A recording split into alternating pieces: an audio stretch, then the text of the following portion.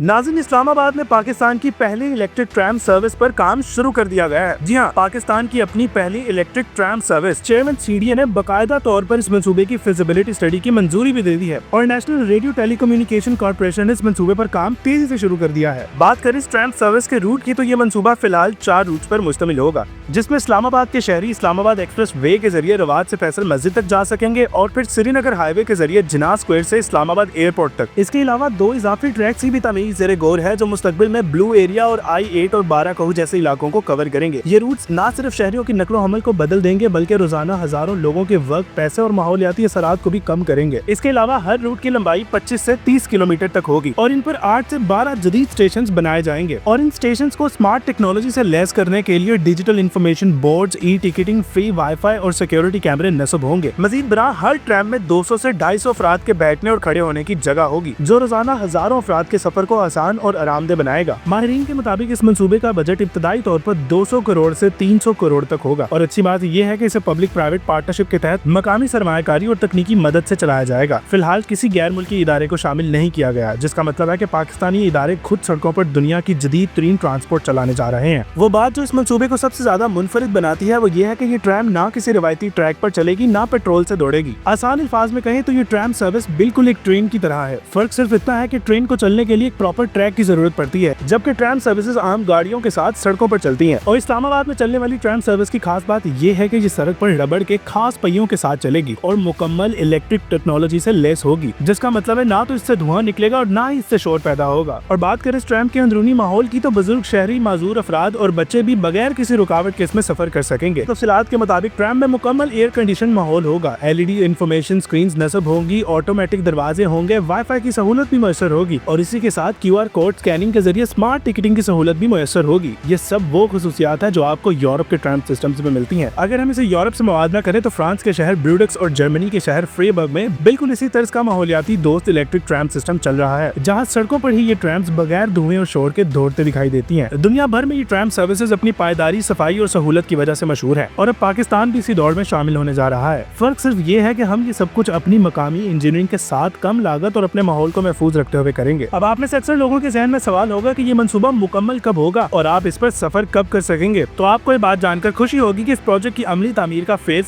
शुरू हो चुका है। अगर सब कुछ शेड्यूल के मुताबिक चला तो 2026 के आखिर तक ये ट्रैम आवाम के लिए खोल दी जाएगी। नाज़रीन, इस ट्रैम सर्विस से मुतालिक आपकी क्या राय है, हमें कमेंट्स में जरूर बताएं। बहुत शुक्रिया।